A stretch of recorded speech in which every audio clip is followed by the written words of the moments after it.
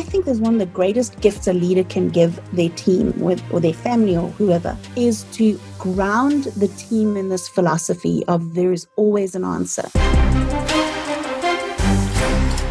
My name is Jeffries. I'm known as the Entrepreneur CFO. Before we get started with this episode, y'all, I'm going to share a quick thought of the day. And this is a quote from John Maxwell. Everything rises and falls with leadership. And I'll say that one more time, y'all. Everything rises and falls with leadership. So whether we're talking about your business, whether we're talking about your personal finances, whether we're talking about your family, your church, your organization, everything rises and falls with leadership. And that quote means a lot to me. For those who don't know, I'm a John Maxwell certified speaker and coach. And the guest we have with us today was the person who kind of twisted my arm several years ago. I think it was almost 5 years ago to go do this together. So that's who we have joining us today, is one of my close friends and clients, Miss Orelle Jackson. So when we look at her bio here, Orelle Jackson is the president of Limitless Growth Strategies, LLC. An executive coach, speaker, writer, and trainer with more than 20 years of executive leadership experience. Orelle Jackson is recognized for developing and optimizing strategies, delivering high-value solutions, and building strong relationships with individuals, community organizations, faith-based organizations, and corporate partners. She has led several nonprofit organizations and served in leadership roles in healthcare. She has a proven record building strong, cohesive, successful teams by focusing on leadership development, encouraging innovation, building consensus and engagement, and employing sound project management techniques. So with that said, y'all, introducing my good friend, Orelle Jackson. So glad to have you here, OJ. Tell us what's going on with you. Tell us what you're up to these days. Tell us what you're doing with Limitless Growth Strategies. Just welcome to have you here. Thanks, Perry, and thanks for the nice intro. I appreciate that. And I think I value our friendship so much because, I think I've served as a mentor to you, but you often serve as a mentor to me and an accountability partner too, which is sometimes I've really needed that. So I appreciate that. So, I've been focusing for the last 6 or 7 months really on trying to add value to the world, in this really crazy situation we're in, just looking for ways that I can bring something of value. And so one of the things I've been focusing in on is on helping individuals to up their leadership, whether they're an official leader or whether they are leading themselves or their family or a team, just to really up their leadership skills and to figure out how to do that and how they in turn can bring value to the world that they live in. So, I think one of the things that I believe in so strongly is the human potential that we all have. And, I think those of you who know me know that I'm a reluctant but ardent gardener. And so I use a lot of gardening analogies because I think I've learned so many life lessons from having my hands in the dirt. And one of those things is that sense of being willing to trust and have hope in the future.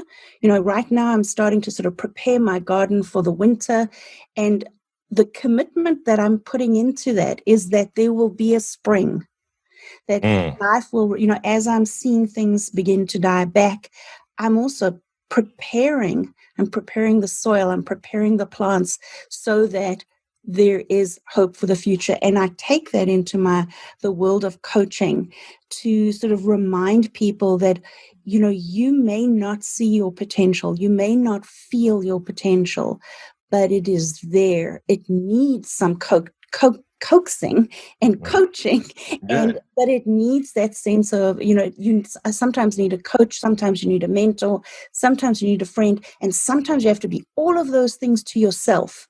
Wow. Because you've got to nurture that potential, and then come spring, let it burst through the soil into the most beautiful, incredible plant. So, this is my passion, is sort of really being the believer and the champion of human potential. So OJ, this is phenomenal. I was just taking my notes here. So I want to dissect some of the stuff that you cover here, which I think is just so powerful here. But one of the first questions I'll ask you is, in light of everything that's going on in the world right now. So obviously we have a pandemic. We have what's going to looks like is going to be a crazy election season. We have heightened racial tension, like all of these things. Like, how important is it for us to develop as leaders during a time like this? Like, what are your thoughts on that? I think there's no more important time for leaders to emerge and for good, strong, sound leaders to emerge. We need leaders now more than ever. And again, I'm not only referring to people who have a leadership title. I'm talking about leading your family. And most important of all, and most difficult of all, is leading yourself. I mean, let's be honest, the hardest person to lead is yourself. Absolutely. Right? Absolutely. But, if you have a family and particularly if you have children, your role as parent is so key in a time like this. Wow. To manage your expectations, their expectations, to sort of really shepherd those you love through this time. Mm-hmm. And of Absolutely. course, if you hold an official leadership position, to be that source of inspiration and also that sense of calm.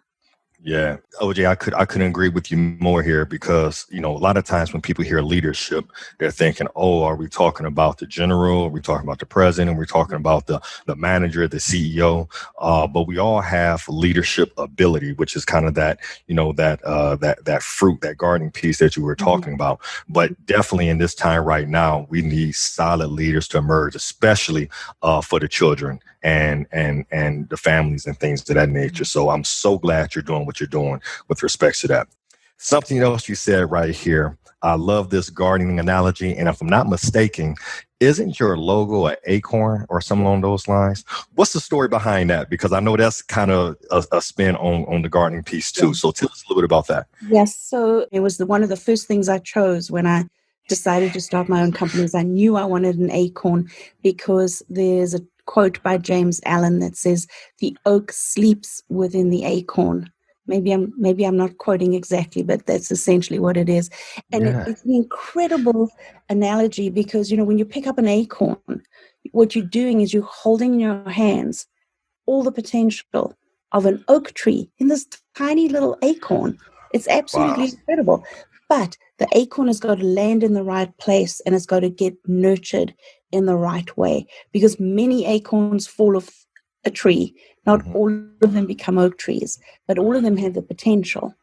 And so, I'm a big fan of James Allen. I think if anybody wants to feel inspired to read, any of James Allen's work, it's just very inspirational. But that oak sleeps within the acorn. I just have this vivid picture. If I cut open an acorn, I'd see a little baby oak tree. And essentially, the DNA of it is there, right? Wow. So many different levels with this now. Now, for those listening, including myself, who's not that versed in trees.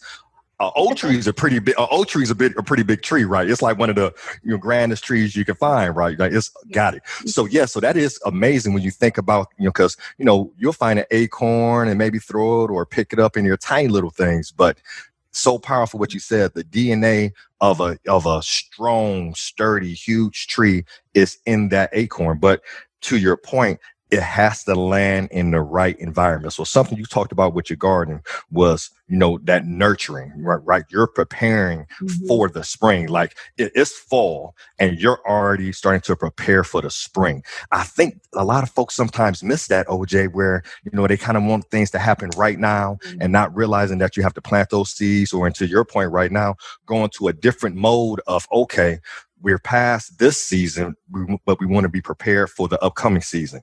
Just kind of speak to that nurture piece a little bit when you kind of tie it in when you said, that seed has to fall in the right, environment or to be able to grow. So talk about that a little bit. Yeah. So I think, nurturing our potential is not always, I think when we say the word nurture, we think of this like warm, cozy, like nice embrace, like it's real fuzzy, right? But sometimes nurturing our potential is the hard work. It is it's the self-discipline that's required. It's putting in time and effort and resources to ensure that you are developing that potential. So it's not all about being soft and fuzzy. It's about being willing to put in the hard work but it's that trust as well, that if I put in this hard work, I don't have to see the evidence now to know that it will work, or that it is already working, but at a level that I can't necessarily see, or the rest of the world can't see. So part of that hard work is around what we're doing with this organ between our ears, our mind. And, I think it's so important to realize, no matter what your role in the world is, you have enormous power to choose how you think about something. And that's really, I think, one of the things I've been trying to help my clients focus on, is that realization that there is some sense of control. Because I think, especially in our current environment, it seems like the world is on fire. Everything seems to be out of our control. Well, we can still bring control to ourselves through the way we think and the choices we make. I love that. OJ, something I watched here recently is a documentary on Netflix called The Social Dilemma. I highly recommend anybody, if you haven't seen that, check it out, because I watched it. Then I told my wife, I said, babe, we got to watch this. And then just so happened the girls were here and said, hey, we're going to watch this together. And in it talked about, social media and the good, the good and the bad. But one of the things that really stuck with me is how through social media, you social media can start to change your thoughts about things. Or as you're on social media, if your thread only has people who see things a certain way, you start to kind of get this confidence like, oh, this is what it really is, because, hey, everybody on my social media thread, everybody on my IG or my Facebook thinks the exact same way. So this has to be right, not realizing that there may be an opposite side of that coin where people are seeing things totally different. So to your point right there, I love this conversation about mindset around choosing how you think about something, right? Let's talk about that a little bit, because I know we talked a little earlier about different things you can do from a mindset development standpoint, because it's funny as we have these conversations with our clients and other entrepreneurs. Mindset always comes up as a talking point. Like, I don't know if we've had now one person on here yet who didn't say something about mindset. So let's talk about mindset, because this is something that you're actually specializing in, is helping people see things. So kind of just, give us some feedback on that. Right. So one of the things I've been doing is running a mastermind with individuals, but also with teams and organizations, really to it's focused on sort of navigating or leading through a crisis. It's based on John Maxwell's work, and he introduces 11 different perspectives or mindsets that he thinks are really important. And I think that, this is not only valuable for a crisis and for this crisis, it's valuable for any crisis or any challenging time. Or even just dealing with change, So I think, as I've gone through this with people, many times I'm doing it in a corporate setting, but people in the group are saying, oh my gosh, yeah, that would be so helpful at home. I need to take this home with me. Or, I need to personally remember this. And then certainly applicable, it's applicable in the workplace. But the sudden sort of realization that we don't have to be caught up in the noise. We choose what we're going to listen to, what we're going to watch, and how much we're going to do of it. And I think that's really important. Because it's so easy right now just to get roped into it, right? You know what I'm saying? Just fall into that rabbit hole of this over here, like, oh, and then next thing you know, and absolutely. Well, I don't know if we have time to cover all 11, OJ, but if you want to give us a couple, let's because I'd love to get some of these, and then we can obviously have your contact information where if people want to reach out to you and kind of maybe learn all 11. But what are some that kind of like sticks out the most? So I'm going to tell you some of my favorites, which is okay.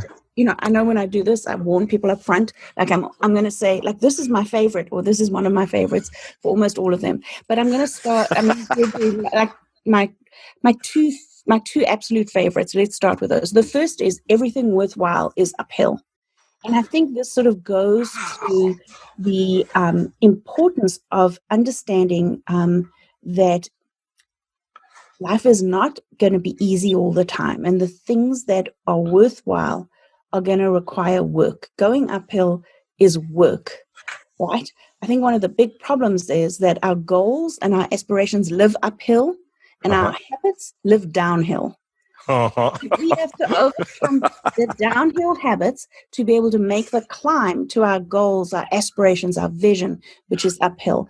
But I think if you think about this from a leadership perspective, and again, leadership from wherever you are, this is about helping your team or whoever you're leading, or even just yourself, to understand that, this is not, I'm all for vision, right? Having a vision.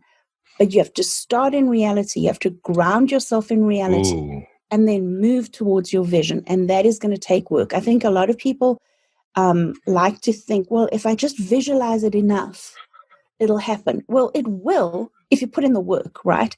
Right. Right. And so I think when you can work with your team or your family and say, okay, guys, this is going to be challenging.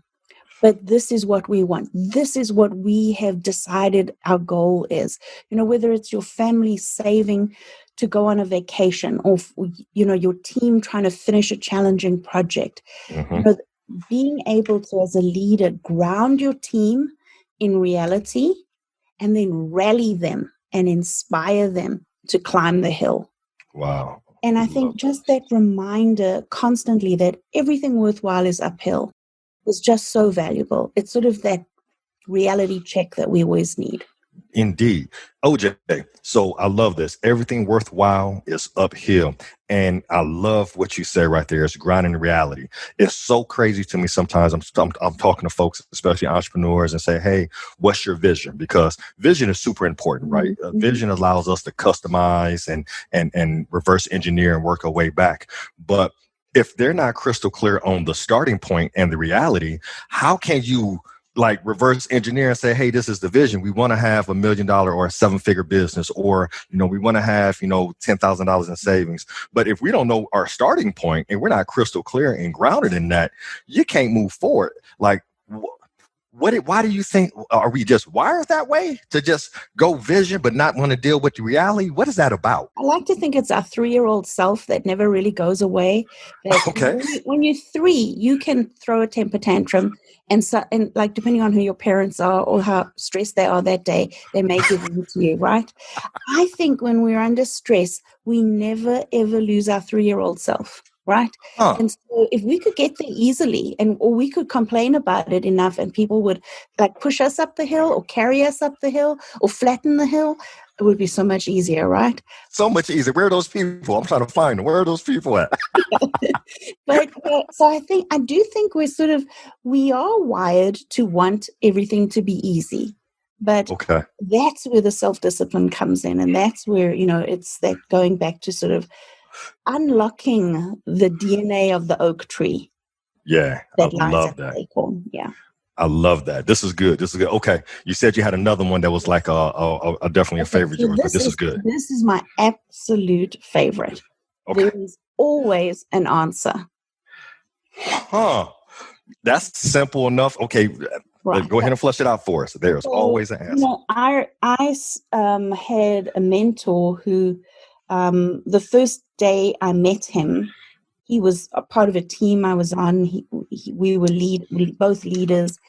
And the first day I met him, he said to me, I want you to know that I come from a point or a philosophy that there is always an answer. So no matter what happens, there's going to be an answer. We'll figure it out.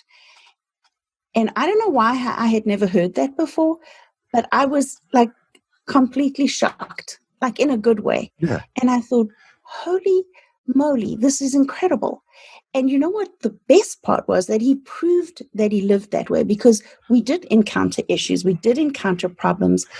And when it was so freeing to know that when he and I sat down, we were both of the same mindset, that no matter what the problem was, there's an answer. There's a solution. And so we suddenly were freed up to be creative and to be hopeful, because we firmly believed that there's always an answer. I have to tell you that I use this little mindset statement all the time. I use it with myself. Like, I will get hit with something and I will retreat into my 3-year-old self, or I'll be crying and whining internally, and I allow myself like that moment, and then I say this out loud: there is always an answer. And now it's just the case of maybe climbing up the hill to find the answer. But that sense of confidence and certainty that I get, and that I've seen others, when I've led teams, it says something. It gives the team like this safe place to be. And if you bring, I think there's one of the greatest gifts a leader can give their team or their family or whoever, is to ground the team in this philosophy of there is always an answer. Because imagine now, you say, like, let's say it's your family, you're dealing with a problem, but they know that you lead from this philosophy of there is always an answer. Suddenly they can take a breath, they can relax, you can relax, and because you know that together you will find an answer. Yeah, I love that. So, I think this is probably, as I said, the greatest gift a leader can give the people that they work with or that they live with, is this sense of certainty and safety, even to sort of like take a moment, pause and say, okay, like, I know this feels terrible right now, but we also know that there's always an answer and we're going to get there. And I just think this to me is like dynamite. It's almost too simple, but sometimes we want to overcomplicate things and, it has to be X, Y, and Z and all these different moving points. But just simply put, there's always an answer. So as you were sharing that, OJ, this is what kind of popped in my mind is that, there is. If you function from that standpoint, there's an answer. But many of us don't. So what are we on? What's the opposite side of that coin? That is just a problem and there is no answer. Like what's the opposite of what are most people doing? Because I don't think most people, including myself, I'm saying, I'm going to take this away as well. It's like, hey, tough situation. There's always an answer. But what are people doing? What's the opposite of what people are doing if they're not doing this? I think we get overwhelmed. I think it just, and depending on what else is going on in our lives, if we're dealing with one problem, I think it's very easy to remind ourselves, you know what, like we'll get through this, we'll figure it out. Yeah. But when you've layered problems on top of each other, and it's complicated and complex these days, it can feel overwhelming. And if we also don't have resilience, if your team is sort of at a weak point, or there's been a lot of negativity, or your family is sort of, this is like problem number 52. This is where it's important for that leader to be able to say, hey, like, let's take a moment and let's regroup. We know we can get through these things because we know there's an answer. We just have to find it. And again, then being open-minded enough and willing to consider that somebody else may have the answer, not you. The answer may look different from what you thought it would. OJ, what do you talk about? I always got the answer. I have the right answer all the time. What do you talk about? Somebody else might have the answer. I don't know what you're talking about. I know how that feels. I concur on that, but apparently sometimes other people have the answer too. That's what they tell me. But so I think we can just sometimes get really, really overwhelmed, and And, these things often don't happen one at a time. It's sort of a cluster of things that are happening. Yeah. And so as a result, we are worn down, we are tired, and we just sort of, and again, the default position is to kind of retreat and say, like, if I just hide away, maybe it'll go away. Or if I don't do something, somebody else will do it.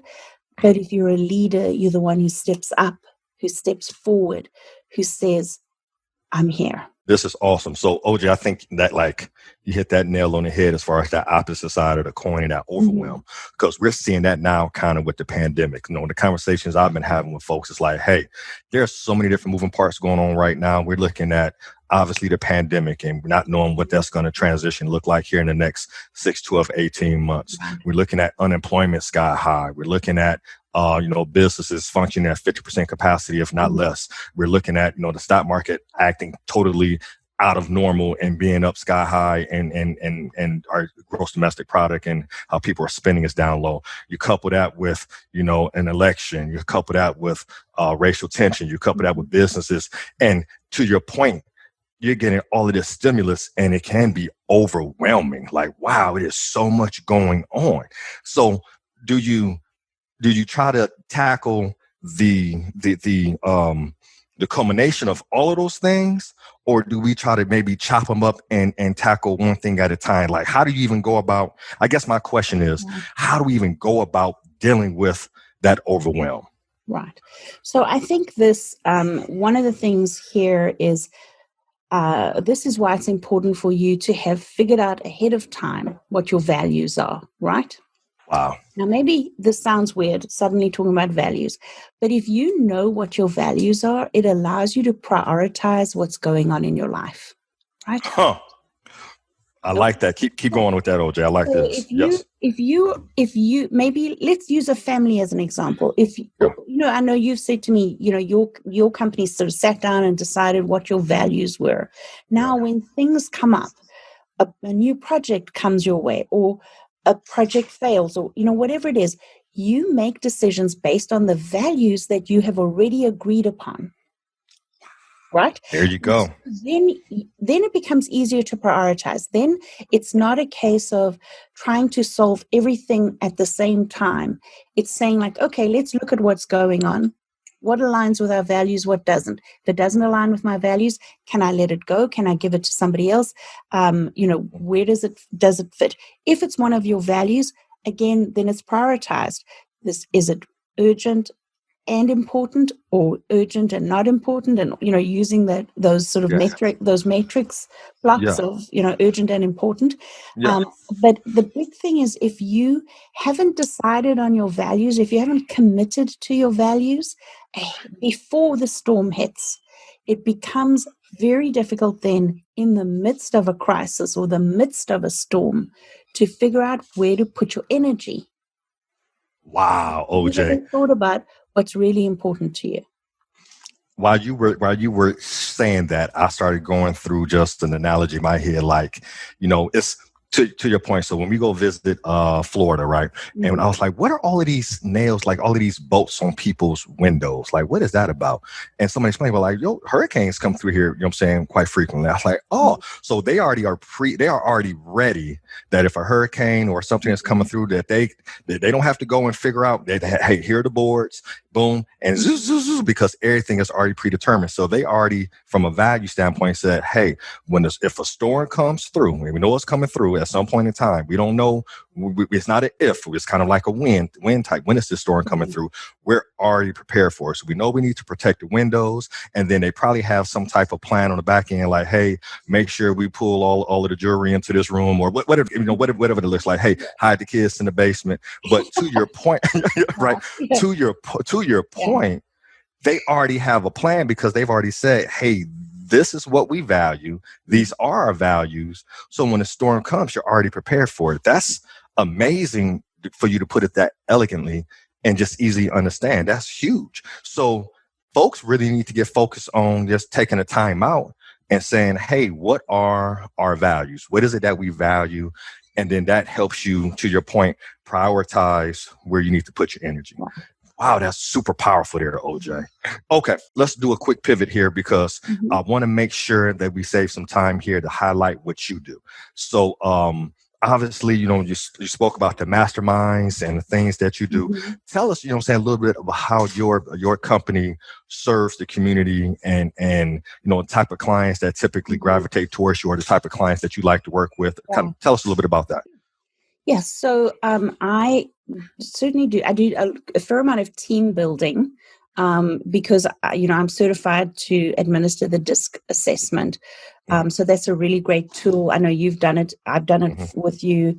And it's really a great tool to understand your communication styles. Now, if you take that into a team setting, and everybody on the team does that, then I do a group debrief meeting where I explain how everybody's preferences for communication align and how best to work together. And so it can really take a team that's working really well to a team that really is just incredibly powerful because of the level of understanding of how to best work together. And oftentimes it's just a little tweak. It's an understanding of, like, hey, Perry only wants the bottom line stuff. He does not want all the niceties first. He doesn't want to hear about your children. He wants to get to the bottom line.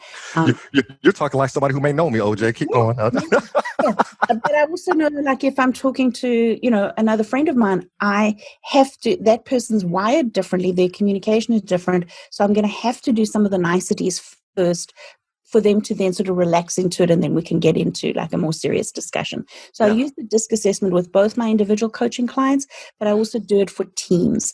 On the individual coaching side, I work with a fairly wide variety of people. I would say that for most of my clients are sort of already in leadership positions. Maybe it's their they're not like, it's not maybe their first leadership position, or else they're looking to get into leadership. So they may be like technically at the top of their game, but now they're sort of ready to move into leadership and they want to know how best to do that. And as a result of that, I've also started to work with clients who are in transition, a career transition. So not that I help them to find a job, I help them to position themselves.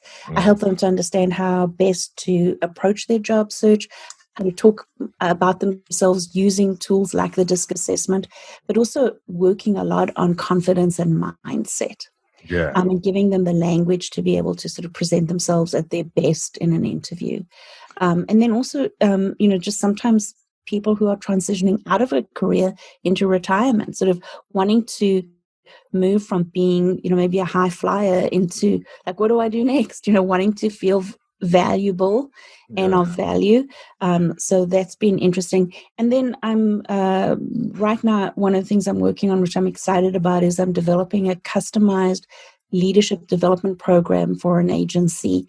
So it's going to be for new and emerging leaders in their organizations. So it's going to be customized to them. So it'll be general leadership principles, but then I've sort of really been working with their leadership team to understand what their specific needs would be from a new or emerging leader. So sort of in that world of leadership, I would say, though, that everything does for me sort of hinge on that everything rises and falls on leadership.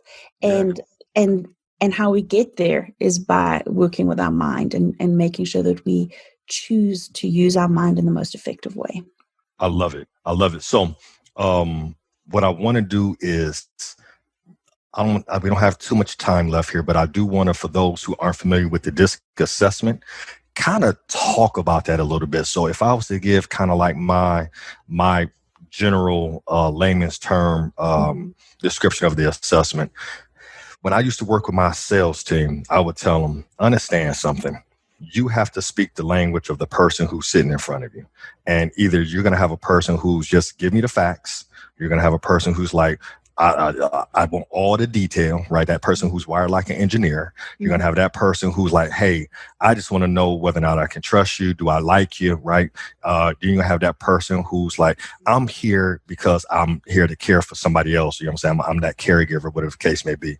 And what I used to tell my teams was like, hey, as soon as you sit down in front of somebody, you have to get crystal clear on who's sitting in front of you. Because if you're talking to someone who's a shark or kind of like wired the way I am via the DISC assessment, I just want the facts. I don't need a whole bunch of fluff and all of that. Just boom. But if you're speaking to a shark and you're giving them a whole bunch of detail, you're going to lose that person.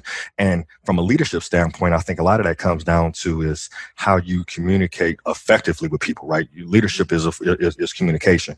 So talk a little bit about the DISC assessment, because this kind of just ties into just so much. One, from a mindset standpoint, understanding that how you communicate is not how the world around you communicates. All right. But also, too, from a leadership standpoint, everything rises and falls with leadership.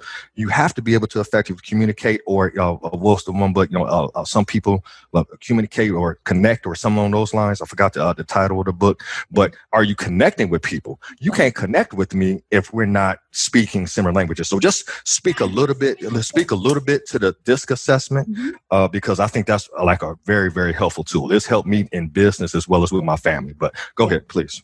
So, yeah, it's a really great, it's a self-assessment. So it's a very, very short questionnaire, almost shockingly short. And what you come out of it with is a 30-page report, which gives you an enormous amount of information about yourself, about how you prefer to communicate based on your preferences.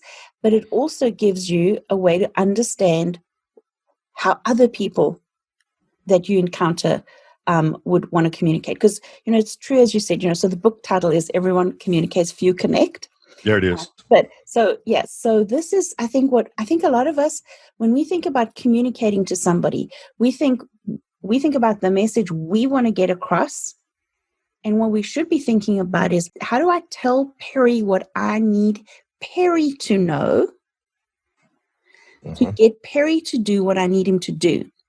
I think we focus in on, I've got a message and Perry had better understand it and do what I want him to do. And then we're surprised when it doesn't work, right? But in fact, we should be thinking about, like, how do I take my message, give it to Perry in a way that resonates with him, will motivate him to do what it is that I need him to do. And so the DISC assessment has so much really great information on understanding yourself, and so it divides you into the 4 categories of the DISC. So the D is going to be the dominant person. The I is that really outgoing, life and soul of the party. The exact opposite of an introvert, I'd say. S is that sort of real team player, the stable kind of person who's sort of friends with everybody.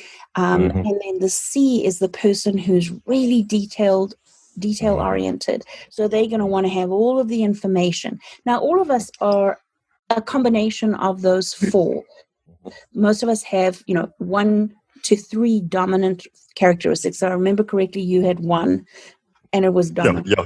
It was like this dude. But no wonder. I have 3 sort of dominant characteristics. But it's really helpful. As I say, I do it with all my individual coaching clients, because not only does it help them, but it helps me to know exactly how to tailor my coaching to be most effective for them. And I always laugh, and I tell my clients, like, when you do the DISC assessment, I'll know whether you are going to be on time for your appointments or not, and whether you're going to do the work that I ask you to do. And it's true, and they actually start to realize it as well.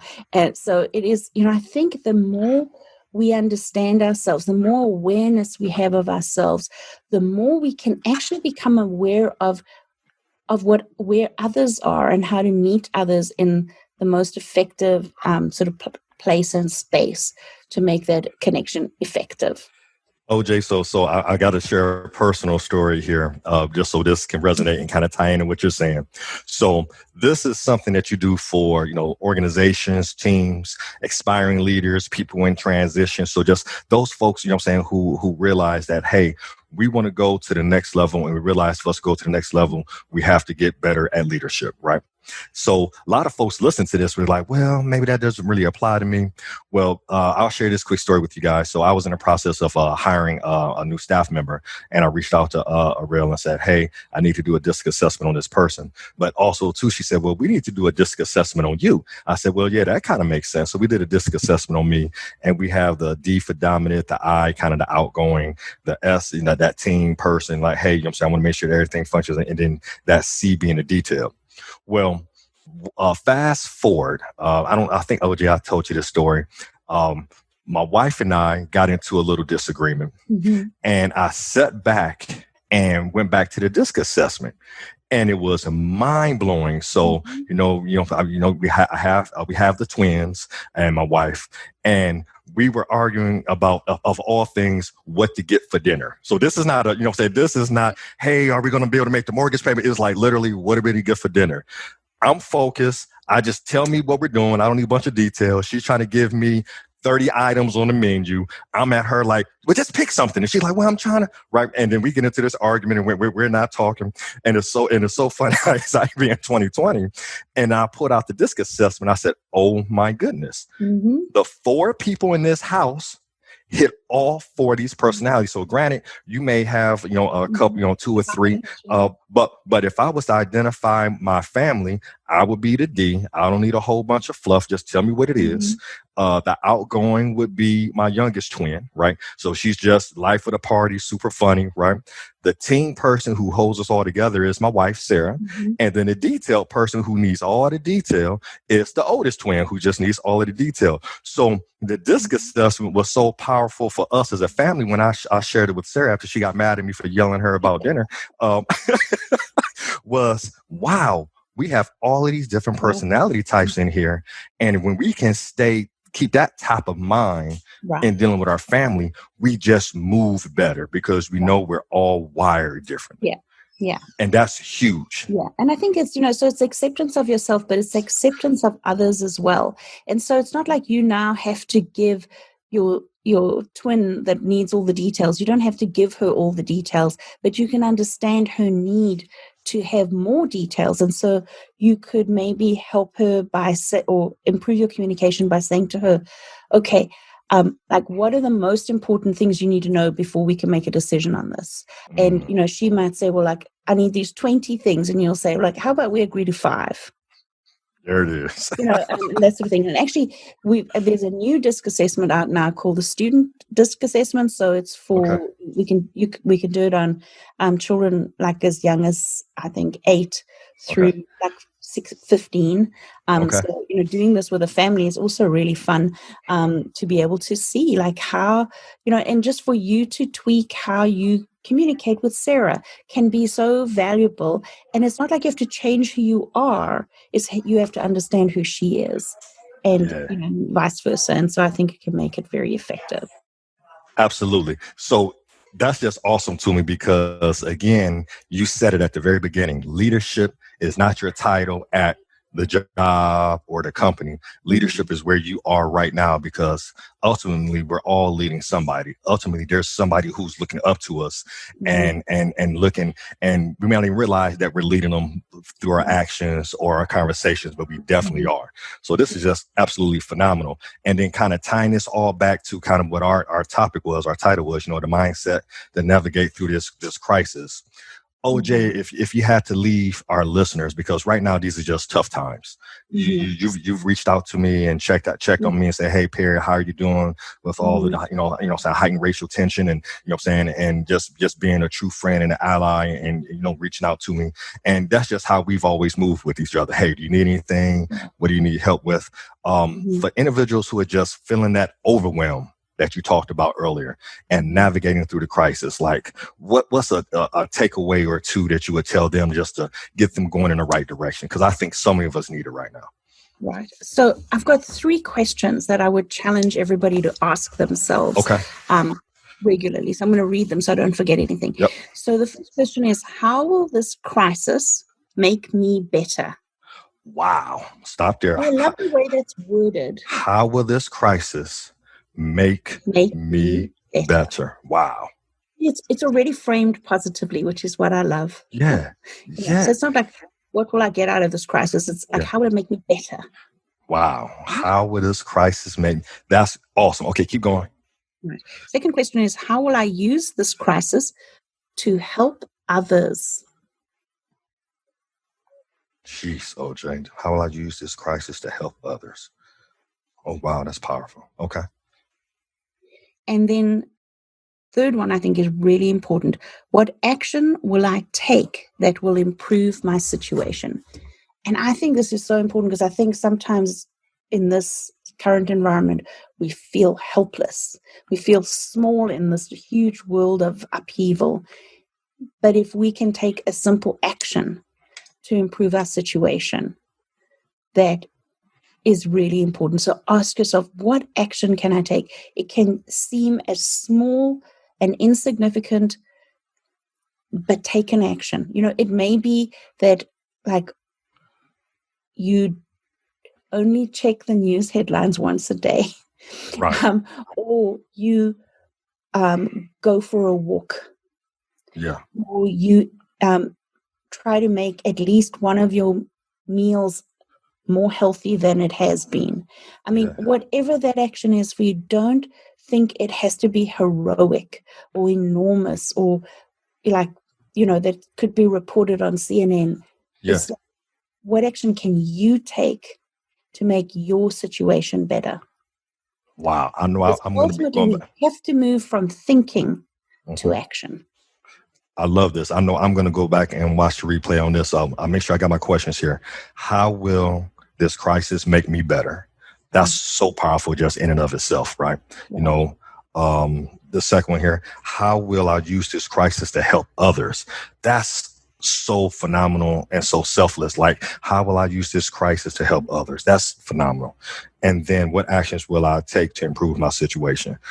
I think, honestly, OJ, if folks share this and listen through this thing, like those three questions, it wouldn't be the magic wand to fix everything, but it would sure be a really good start if people really ask themselves those questions, whether they're thinking about their finances, whether they're thinking about their business, whether it's their family, whether it's the political polarization. Yeah, exactly. This is absolutely phenomenal. These are steps up the hill.